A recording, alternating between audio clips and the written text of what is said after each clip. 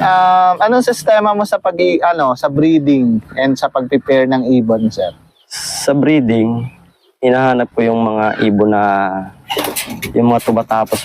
May story na. May story. Oo. Ayun sa akin, yung unang laro ko naman, yung lang na pinapaikot ko dahil yun ang ginamit ko materialis.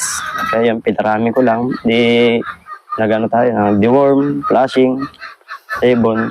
Bago isa lang kondisyon para ang provide din na anak, maganda ang katawan, maganda ang kalusugan. Oo. Kaya doon pa lang, 100% ka na Ayos. ayos. Oo. Ibig sabihin, anong gamot or something natural ka ba sa breeding or may mga gamot kang ginagamit din? Ano na ako ngayon, kung saan ay gusto mo yung madali, mabilisan. Oo. Ibig sabihin Kaya, synthetic, oo. yung may available naman kasi may poultry Oo. supply ka naman. Pwedeng may try.